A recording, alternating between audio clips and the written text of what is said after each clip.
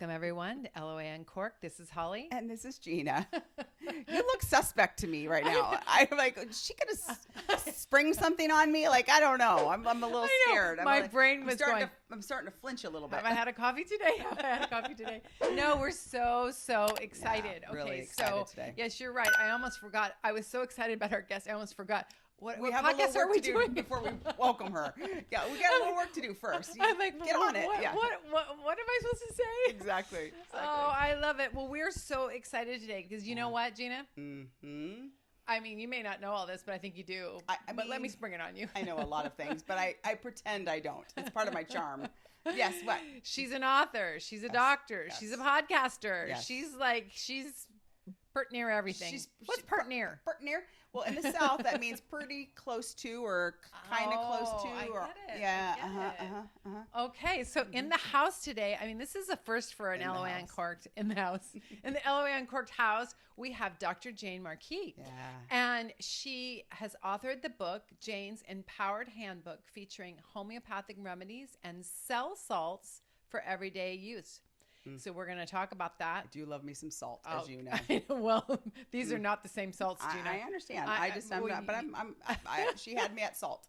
Keep going. Mm-hmm. And I love it. She has a beautiful podcast that is so informative.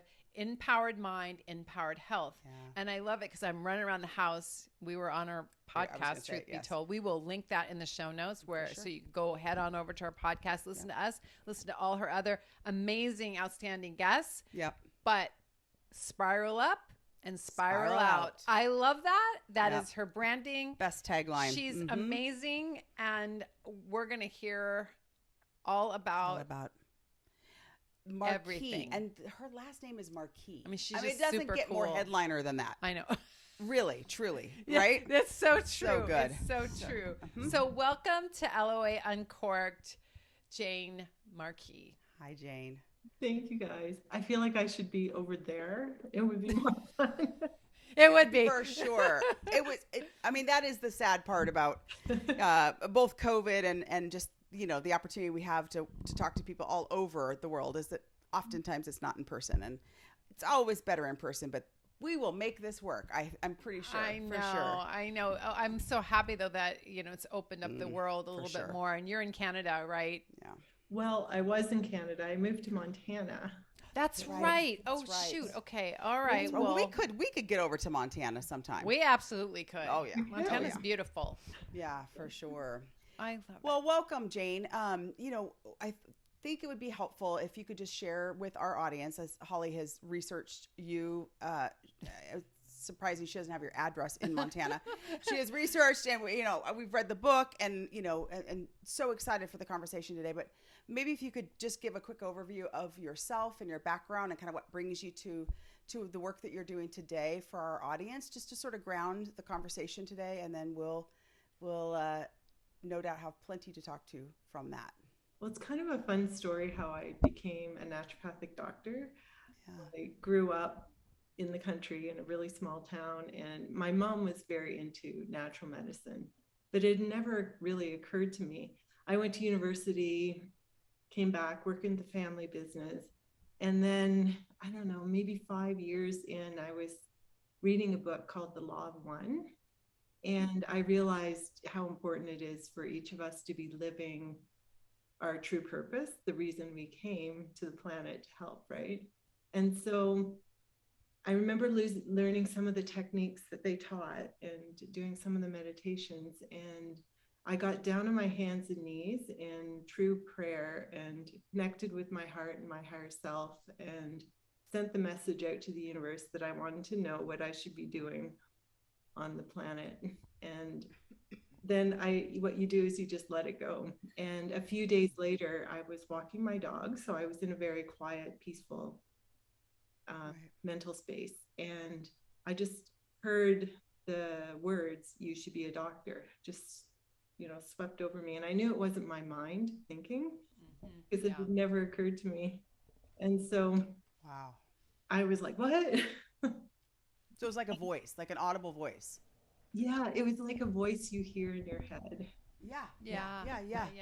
Oh, fascinating. Yeah. So, and I was like, oh, I have no interest in being an MD, like, you know, with pharmaceuticals and all of that. So I was kind of thrown by the what came. But then when I went and Googled different options, the Canadian College of Naturopathic Medicine was one of the first things that came up.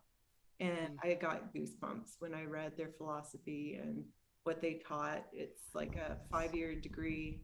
Well, 4-year. I did it in 5 because I ended up pregnant with twins. Oh, jeez. Why not? I mean, that's pretty quick. Overachiever Jayne Marquis over there. That's crazy. It's incredible, actually. Yeah, and I was enrolled within about 6 weeks. And I had to do a few extra courses to get accepted formally. So I did the prep program where that's when I got pregnant with twins. Wow. And so, but I was determined, because it felt so right, I was determined to go finish the degree. And it was intense. I did it with twins, and I think I had to rest for about 6 or 7 months afterwards. Oh, I can only imagine. Yeah. But so it's an interesting story. And the philosophy of a naturopathic doctor is to do no harm, and you know, and to treat the cause of the reason someone's sick, and to do gentle cure. And we study for 4 years learning what a doctor would learn, but then treating with natural medicine. And so one of the medicines I learned to treat with was homeopathy. And I fell in love with it because I had studied Bruce Lipton, the biology of and homeopathy is one of the few medicines that takes the mental emotional state into consideration in finding a remedy that's very unique for each individual. And so I became fascinated by it. Okay, so oh my God. Sorry to interrupt. I was this was our question to start off with. We were like, okay, well, I thought that naturopathic doctors did get to the emotional, and now that I think about it, I mean, I've had some that they didn't talk about the emotions, and so is that the difference? Because I was like, and then am I saying homeopathy? Is it homeopathy or homeopathy? Did I say that wrong? I know, right? It is confusing. So many people, like I have explained it so many times.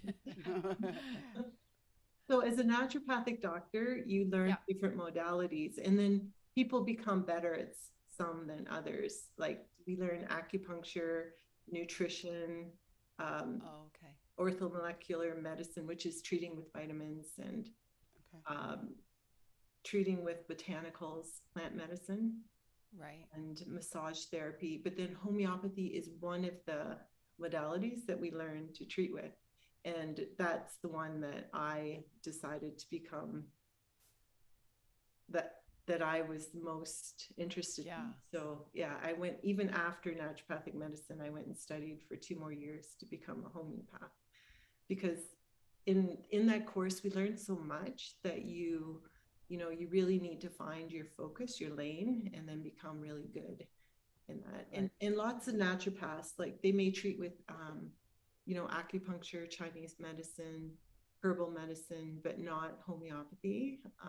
So, we all find our unique way and passions that help people. And counseling can be one of the ways that you can. Yeah. I love that. I bet. Yeah. So homeopathy. Okay, I think I got that right. Yeah, you did. I'm gonna struggle with that. But it sounded good. Sounded great. I'm learning already. We're gonna learn lots today, Jeanna. We're gonna learn a lot. Homeopathy. Exactly. So I love that. In that, so when you practice that, and I know you are practicing now, so people can go on your website, which we'll give them links to, and you're practicing both naturopathic medicine and homeopathy. I love how she looks. She looks like, is it right? Like with scared eyes. I think I got it. Yeah. So in practicing that, what you look at as for your patient is you look for the emotional reasons behind like an ailment, because we just had a guest. Yeah. What was it? I think it just came out the other day at Nuke Bindel's, and she was like, your body stores every emotion. It's like it keeps score, she said, something like that. And so is that what you look at when you're doing that type of medicine? Yeah. So when I first learned, like, you would take rubrics that were mental, emotional, and also the exact way someone experienced an illness. So even if someone breaks a limb or sprains their ankle, they'll experience it different than the next person. Like, it'll be a different type of pain. And so homeopathy is very precise to the individual. And that's what intrigued me. You take each person and like, you might or probably would need a completely different remedy in this very similar situation. If you got the same flu, you would experience it a little bit different. And so you give remedies that match the individual, and it includes the mental, emotional.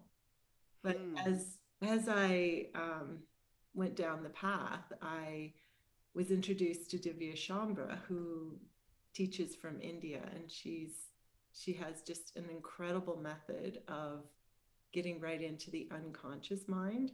And when we're young, we learn, our brain gets programmed over the first 7 years. And depending what happens to us, often there's trauma, or it can even happen in infancy where we're just left in our crib too long and start to develop this feeling of abandonment, when it may not even be, like we just, as infants, we're so innocent and unable to control our situation and our environment, so we're left in many situations. But then if it happens a few times in the next few years, then a program or a circuit starts to develop around that, and we can be triggered later in life to go right back into that circuit, even though we're totally unaware of it. So we may have these abandonment issues, but we have no clue where they came from. So homeopathy finds that circuit and matches it to a remedy that exists on the planet that has a similar essence, and the two cancel each other. Like, it's based on the premise of like cures like. Okay, well, listen. I know. So when you're talking about remedy, and I'm speaking more around kind of the mental and emotional pieces, is that a therapeutic remedy from a thought process, from a mental state, or are some of the remedies even just from vitamins or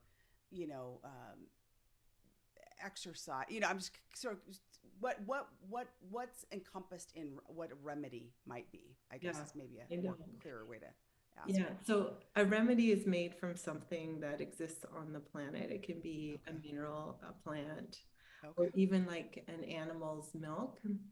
And so there's well over 3,000 remedies that are made into homeopathic remedies, and each one matches, like, has a similar essence to the person that you're trying to treat. And when you're treating them, you take what you call a case. So you look at the trauma that they've been through, and this is like the short of it.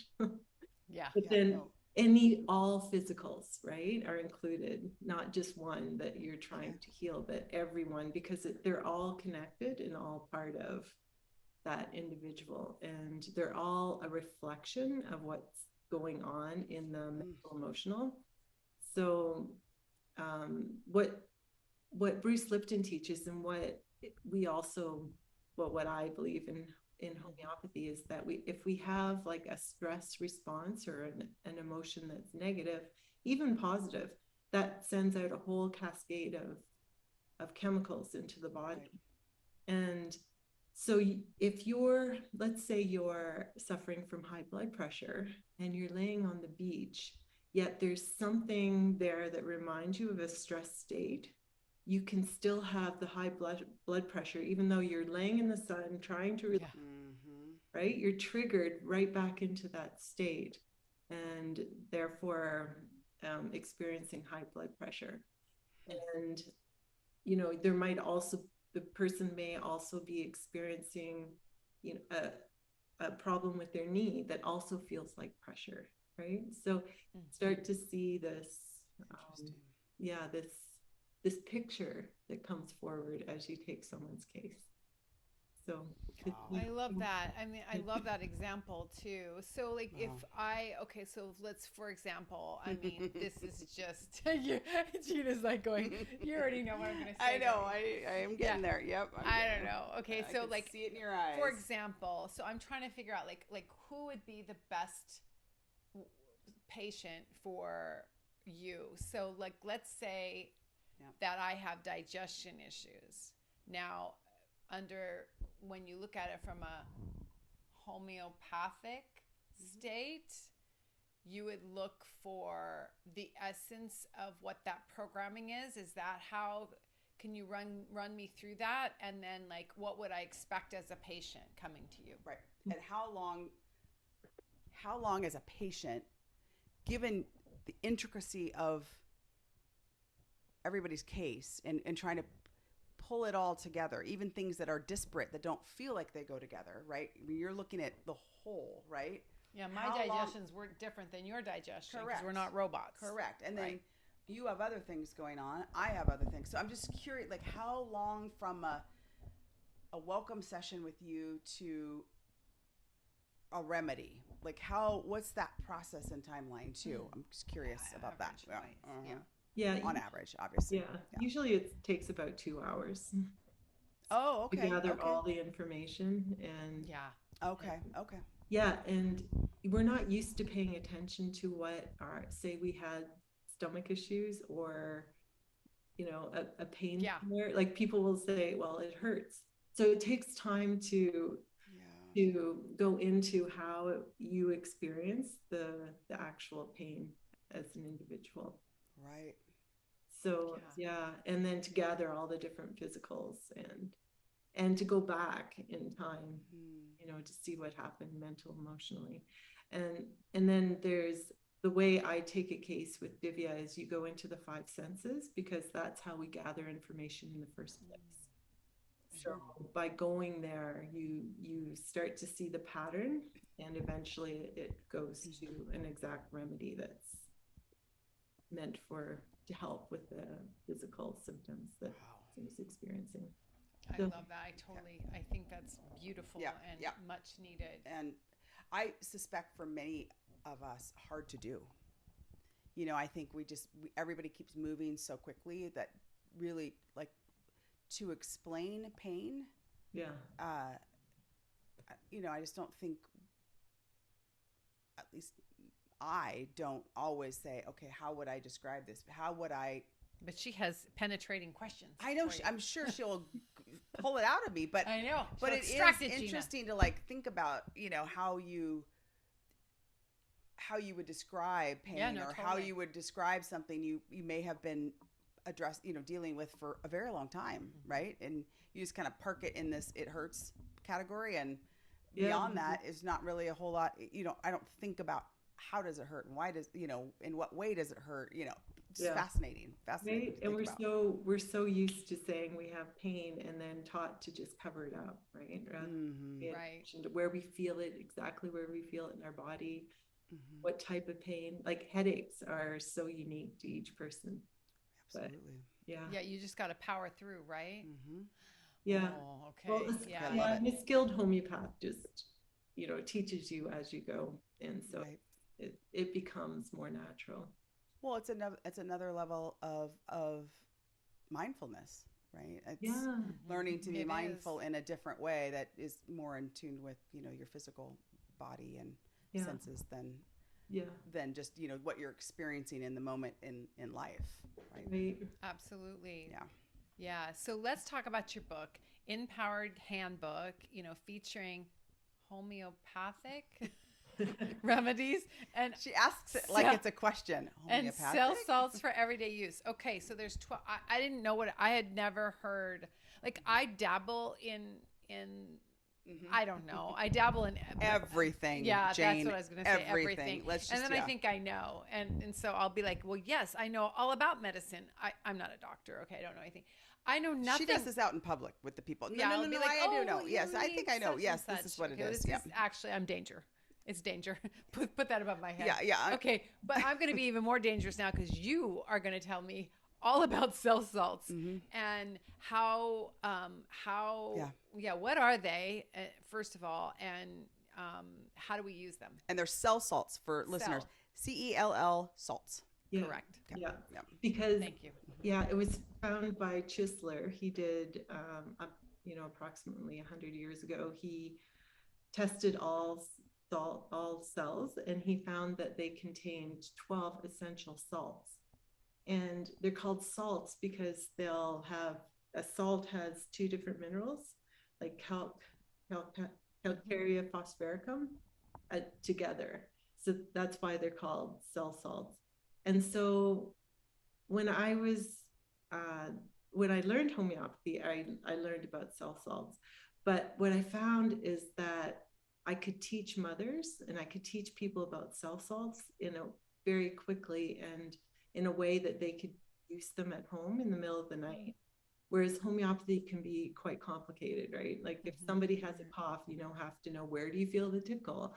And is it worse? And what makes it better? And, how, what kind of pain? And all, like, there's a lot of questions to find the particular remedy. But cell salts you could use quite simply. So if your child was getting sick, you could combine calphos, which is calcium phosphoricum, and that is one of the best salts to get because it can be used at the beginning of any cold or flu in that it revives your vitality, yet it is also valuable if you need bone strength. So if you've broken a bone or if someone has weak bones or osteoporosis, it can be used for that. And so I always suggest someone get calphos as one of the first cell salts, along with ferrum phos, which is ferrum is the Latin word for iron, so ferrum phosphoricum. And when you take ferrum phos, you can carry hemoglobin can carry more oxygen more quickly and easily. So in any cold or flu, if you infuse oxygen or your body has more oxygen, it's more likely to be able to kick out the cold. But ferrum is also used if someone is low in iron, and it's a very absorbable or easily absorbed taking iron, because iron often causes constipation and all these kind of nasty iron's horrible. Yeah, it really is. Vitamins horrible, but it's so very important. You can lose hair if you don't have enough iron. You can your thyroid, right? Okay, all of that. Yeah. See, I see. Here we go. Only because I had problems in that area, Jeanna. Yeah. Yes. No, I have too. No. So these cell salts. So you can get cell salts. Is this like an Amazon purchase? Oh, yeah. Well, yeah. You can get them for acne for your teens or even adults if you have, right? There's all kinds of uses, right? Yeah. And that's why I wrote my book, because cell salt books can get very complicated. And I had written, a very short synopsis to give to mothers. And then I decided to write my book because then I could teach people how to take it depending on if you're in an acute situation, which means it's an emergency, right? That you need to take it often. And a great example of that is I was away with my girls. They were about 4 years old. We were at an amusement park and they started to get sick. And I knew they should stay in bed for the day, right? They were coughing, it was deep. And I'm like, we must stay in bed today. And they were like, wailing, no. Oh, yeah. You have to go to the amusement park. So what I did was I took a cap of each cell salt. That I took the one for cough, which is calc-flor, the one for sore throat, calimere, and then ferrum-phos and calc-phos. And I just took a cap or two of each, put them in a baggie, shook it up, and took it with us to the amusement park. And I just fed them 2 or 3 while we were in line for the rides. And like, so every time we were in line, they would get, you know, every 30 seconds, I would give them 2 cell salts, like little. Wow. Cool. And they came back 100% better. So oh my gosh, it works. So well, and you're the best mother ever. Right? I know, I mean, right? Like, and that's incredible, actually. It's really good. So to Jeanna's point, your book is on Amazon and on your website. You can get it anywhere. But how do you find these cell salts and get them? So they're, Chusler cell salts, and there's a number of different brands, and the brand doesn't really matter. I like Highlands because they melt in the kid's mouth. Like, they taste really good and they just melt. And they're really easy to give to children, pets, and pets even. Highlands is one of my favorite brands, but there's a lot of different brands, and it really doesn't matter which brand. And you can, if you just go to Amazon, or a good health food store usually carries all 12. Awesome. Okay, well, that's great to know. Fascinating. Like, well, it is. Why is this not more common knowledge, well known? Exactly. Why is it? Well, tell us, Jayne, because this is fascinating. Tell us, Dr. Jayne. Yes, Dr. Jayne. Why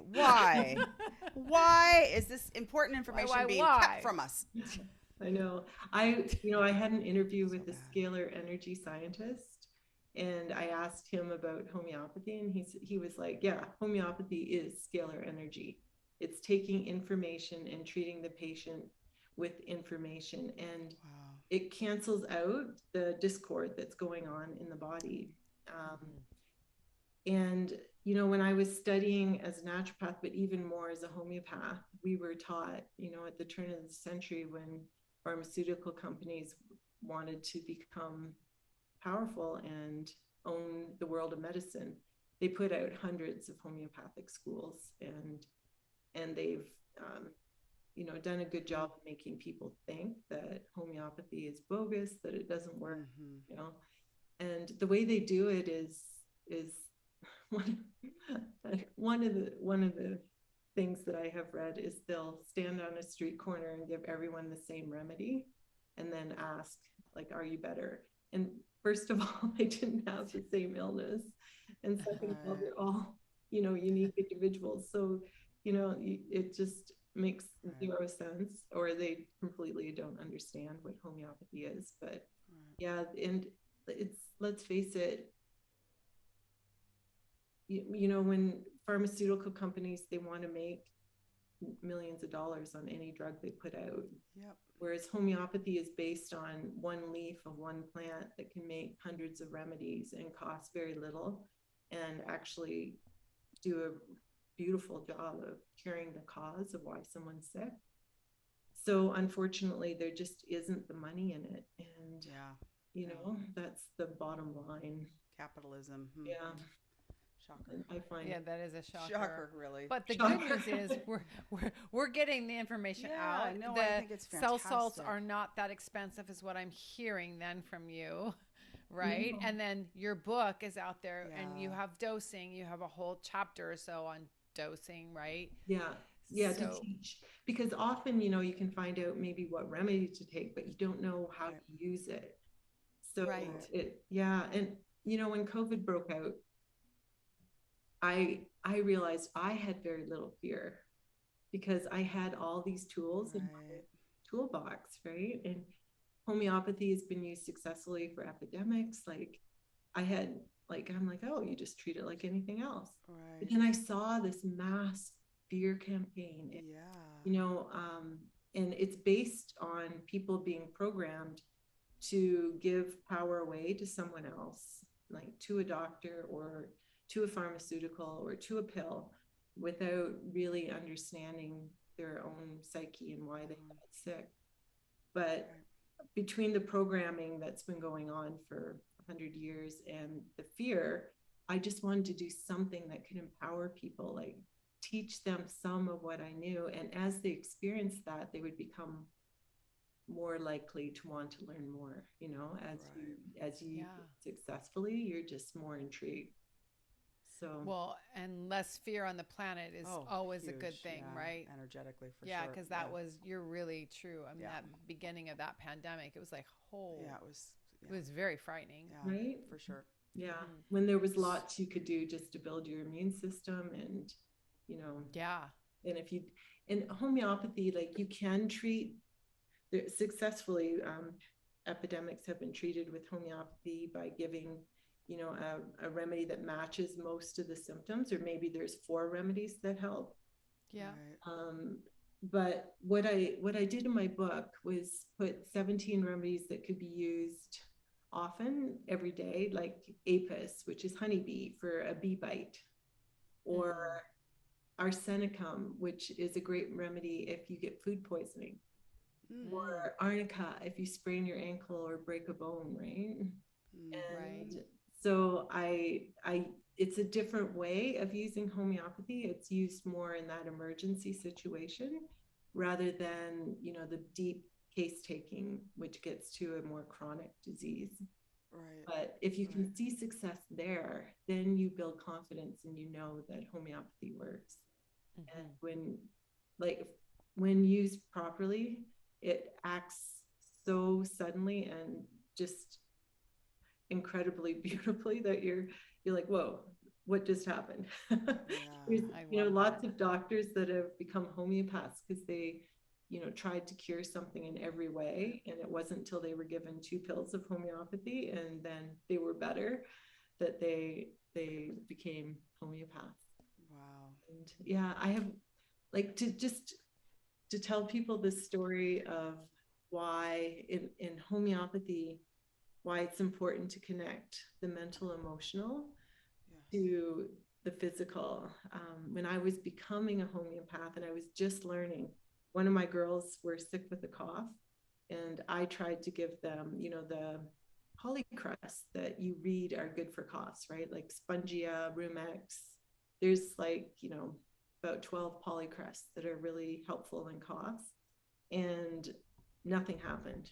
And it wasn't until I decided to take her case. So I put her on my knee, and, you know, she wasn't very old at the time. And I wondered, that's why I didn't do it, because I didn't know how much information I could get. The kids are really simple. That's the beauty of kids, right? So I put her on my knee and I say, okay, what's been going on? Anything happening at school? And she tells me this story that I didn't even know, of how she was grounded at school. They had built this really cool little fort off in the playground, you know, out on the edge with sticks and trees, and they would go in there and play. But she got herself grounded, so she had to stay, like, in the school. And so I asked her how she was feeling, and she said, sad, mommy, just sad. And so then I knew that I should give her the remedy Ignatia, which is for sadness. And it has an hysterical cough with that sadness. Often the person will develop a really bad cough. And we know that sadness effect is connected to the lungs. Anyway, so I gave her Ignatia. My husband, that's when he fell in love with homeopathy, because I gave her Ignatia and her cough stopped. And I think I redosed her the next night when she had a little bit of a cough, but that was it. That was the end of that. That is incredible. That's like magic, Jeanna. We're all about magic. Magic. I was going to ask earlier, and then this is a perfect lead in, like, how often, for what presents as a physical ailment, or whether it's a cough or, you know, chronic pain or what, how often do you find that it is linked to something mental or emotional? So in truth, almost all the time. And even in an acute, you know, have you ever been in a situation where you're just down in the dumps and, you know, you've been triggered, like you're just in that state that is very recognizable, and then you'll bang your foot or hit yourself, bang your head, and you'll be like, what the Why me? Yes. Yeah. Yep. But the two are connected. That's what I'm almost always. But in the book, I keep it to just using the remedies acutely for food poisoning. And it can be used beautifully for that too. But even if you get food poisoning, usually there's something behind it. If you're honest with yourself, right? Like, I mean, even COVID. Yes. Yeah. So even, yes, because it's just a flu. It's like a bad, cough, but, and it could be triggered differently for everyone. But homeopathy really successfully for COVID. Oh my God. I love this conversation, Jeanna. It's magic and then some. I'm going to go on Amazon. I know. Order me a whole boatload of bulk salts. That's for sure. For sure. Not any salt. Cell salts. All right. Okay. So let's talk about like why, I mean, you're super busy, super popular. Why start a podcast? We all know that that's definitely a grind. It's a no joke. A lovely grind, side hustle. But there's some work involved here. It looks seamless. Yeah. But there's more that goes on behind the curtain than you know. So anyway, so what inspired you to do that? Well, again, it was the outbreak of the COVID, because I knew that healing is an inside job. I know that it doesn't come in a pill. I know it doesn't come in a shot. And I just felt the need to really teach people the power of their mind, because it's empowered mind, empowered health, and the connection between the mind body. And so I just get to interview amazing people that have experienced that, like you guys. And incredible stories, and it's just to remind us of how powerful we really are, and that we're responsible for everything that happens to us, really. Right. And where did you get that slogan, spiral up, spiral out? I love that. I do too. Yeah. Well, I had started my podcast and I woke up at 3 a.m. and I was told you should use a spiral. Well, that was very smart, whoever told you that. I'm glad you keep listening to that voice. Wherever it's coming from is working for you, for sure. But I love the image of a spiral and the symbology behind it, because as we grow, we often come back to the same place, but we're expanded, right?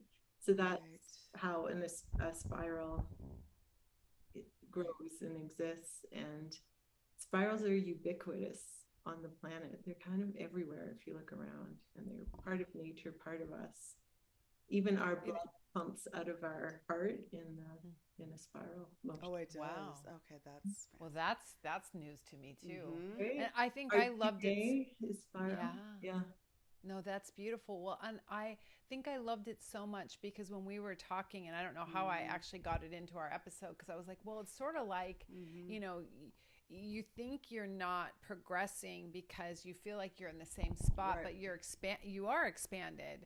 And so there's no shame in that. We don't believe in shame anyway. Okay. Not over here. Not okay, here. No. It's against the rules. Shame is there's hardly any rules here, but there are 10 really good ones, and that's one of them. And that's just clown shit. We don't like clown shit. Okay. So no shame, but I really feel that, that is how we evolve, and we keep evolving. And so it is a spiral, because it's not like you all of a sudden just skyrocket, and usually it is a spiral. Your path is a spiral, not a straight line. I guess that's what I'm trying to say. I love that imagery too, and it makes sense that nature and our bodies assimilate that same way. Right. Yeah. What do you have practices for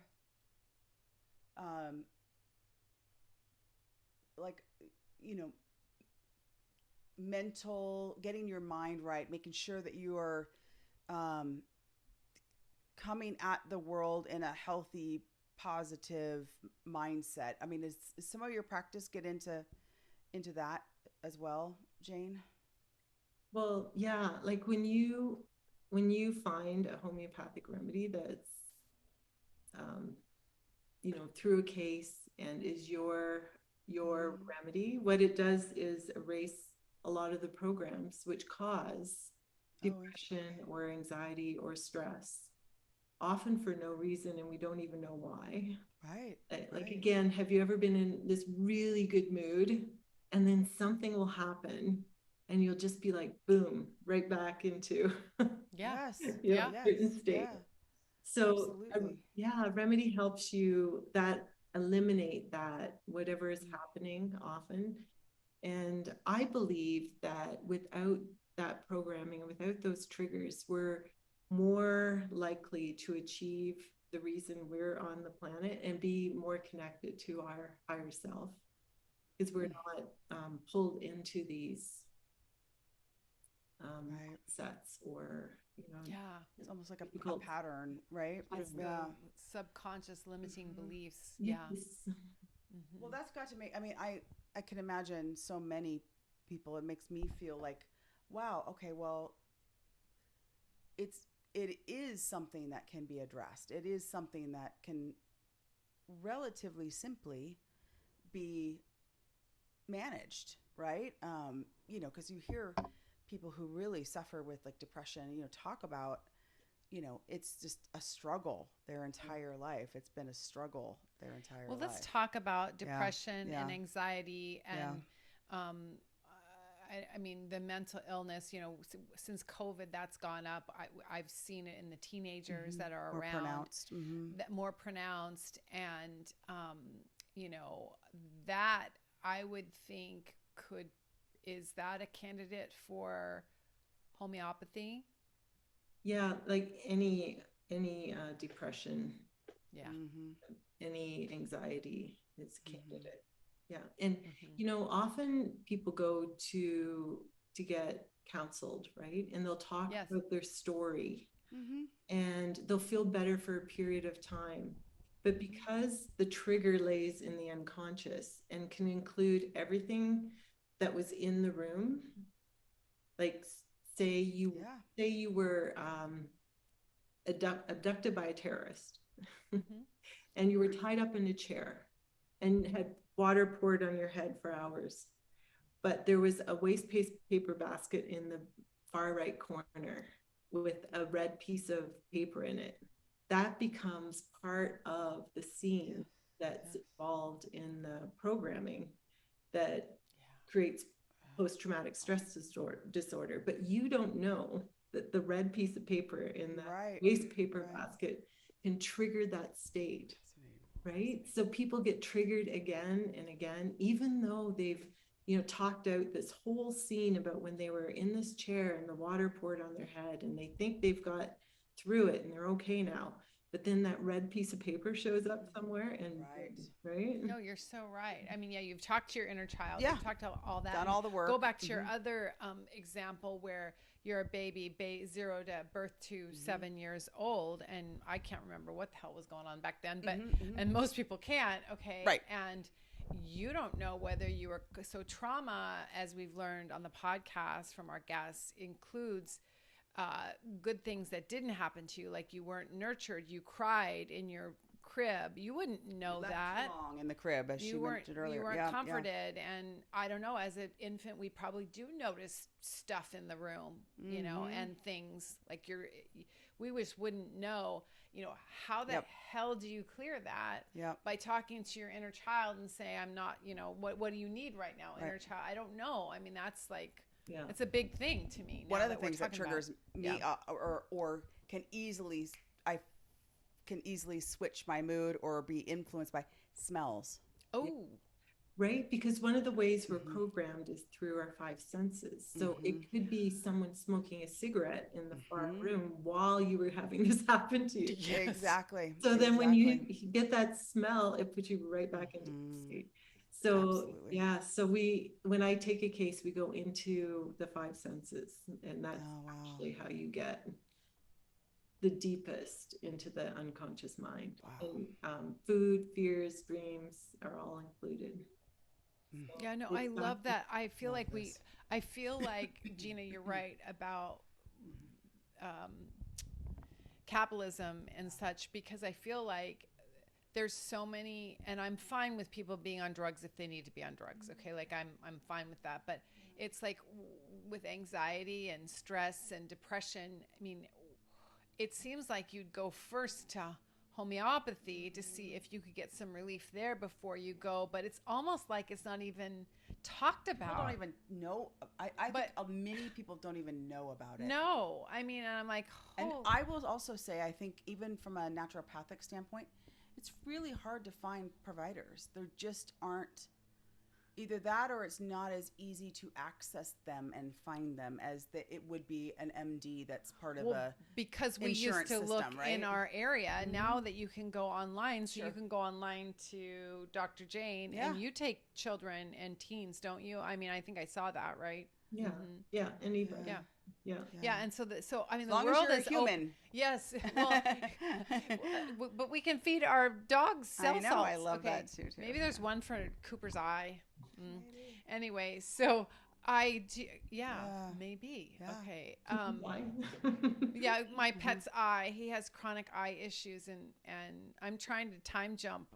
That's a whole nother story. We were talking about quantum jumping and timeline jumping, and I was trying to find the timeline where his eye is healthy, and I haven't found it yet, but I'm still looking. Maybe I should give him some salt or something while I'm looking. I think so. I love that. But yeah, you can give all this stuff to your pets. My sister-in-law has all kinds of homeopathy for her dog. For her dogs. Her dogs. Gina, yeah. So all the time. Yeah, you do too. Yeah. Dogs, cats, horses. Oh, I love that. Okay. Well, Jeanna, listen.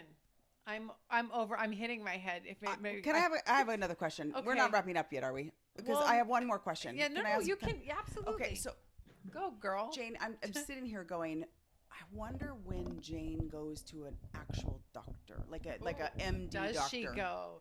It's the mystery. You go? And if you do, what kinds of things do you feel like that's potentially an appropriate provider for you? Yeah. No, in general, my family and myself are completely undoctored. I have been to emergency when I broke my clavicle. Right. And I broke my fibula, and when I had my twins.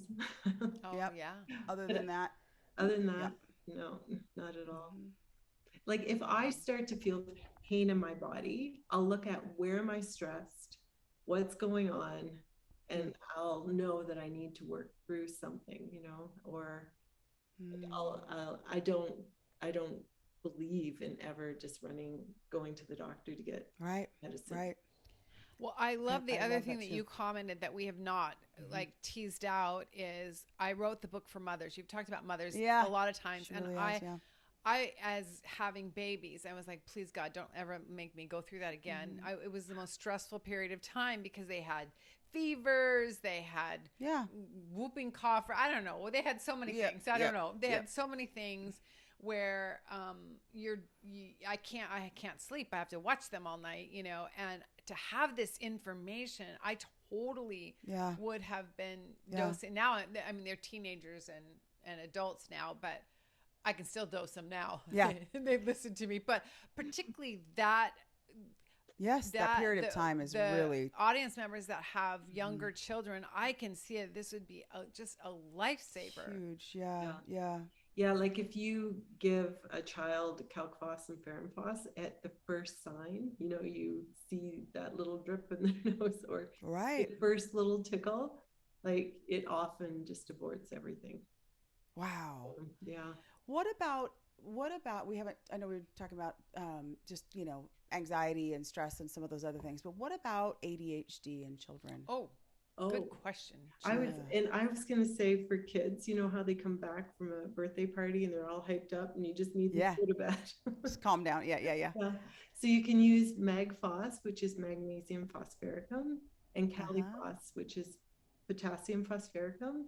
They calm the nervous system and they work just beautifully for kids. I used it all the time when mine were. And I love that. Boom. Yeah. So you could give it to a child who has anxiety then? Yeah, so depending on the anxiety, right? You'd have to ask questions about it, right? You'd have to get to the heart of the anxiety. Yeah, but if like often Magphos and Caliphos will calm the nervous system enough for a child to go to sleep. Got it. So, okay. Yeah. And then if it's a deep anxiety, that's when you need a homeopathic remedy that matches that whatever they went through, and give a remedy that helps with that. But you can use cell salts and homeopathy together or in tandem. And the beautiful thing about cell salts is you can use them until you find other solutions, right? Yeah. So they mitigate in before for a period of time before like a remedy. Yeah. And Calc-Phos really helps with a child's ability to focus. You know how they're always trying to tell you that your child has no focus at school. And really it's quite natural. No kid wants to sit at a chair or table. For 8 hours a day. No. But Calc-Phos and then Magphos and Caliphos just to calm can really help. So And is that something that is it like a daily thing, or can you do it and just if you're noticing or your child is saying I'm having a hard time focusing. My son says that often. I'm having a hard time focusing. So you take it at that time. It's not something. It's not like a vitamin that you take every day, or is it? So that's something I explain in my book, and it's different for every situation, right? So let's say you get a bee bite and it hurts like hell. You need to take Apis fairly often, like say every 20 minutes for 3 or 4 doses until it gets better. But if your child has trouble focusing, then you would give Calc-Phos, Magphos, and Caliphos maybe 3 times a day for 3 weeks, and then you watch and wait and see how they react to it. Then if they get better, you leave it alone. If they get worse again, then you redose. And homeopathy is like that too, but that's what I explain in my book, right? Because that's when it gets complicated. It is. Like, it does get complicated. Do I take this remedy once? And cell salts, if you're in an acute situation, especially cell salts, you have to take them often. Till you get like you did with your girls at the park and the bee bite. That's acute, like that would be something that would be like acute. That she calls it a bite versus a sting. It It sounds sweeter, the bee bite. It's just a little bite. Cute. I like it. Cute little bite. Just a little bite. They don't bite me though. No, actually no. They're my friends. It does hurt like hell, by the way. Yes, you're right. I don't even know. They don't bite me. Hurts like hell. I love it. Okay, Jeanna, fantastic. Listen. Okay, I can keep going and keep going. We've learned so much. Let's high five. Yay! I feel you, smarter, Dr. Jayne. Look at her book, look at her Empowered Handbook. Beautiful. It's beautiful. It has a spiral on it, just like her podcast. Head on over to her podcast. Check it out. She has amazing guests. She gives her own wisdom. Phenomenal host too. And a phenomenal host. Yeah, you guys. Really great. And if you go to empoweredhealth.com, that goes to my podcast and it's an easy way to order the book. The links are right there. And get in touch with you for consultation. It's all on that website, and we'll put that link in the show notes for everybody. Yes. Excellent. Well, thank you so Jayne, much. It was amazing Incredible. today. Thank you for an amazing conversation. I'm gonna be a cell salts guru. You can. I'm gonna read. Yeah, I'm gonna read it. I'm excited about it actually. Yeah, so thank absolutely. you. Yeah, wonderful. You can help people. Like it can do no harm, right? Yeah, exactly. Do no harm. Do no harm. That. I feel like it would add to my credibility. Yes. I mean, I'm all over this, Jeanna. I mean, I don't know. She doesn't doubt her credibility. It's the rest of us that doubt it a little bit. Yeah, sometimes. Awesome. Well, thank you, so Jayne. much. Thank you, guys. All right. Bye, everyone. Bye, everyone.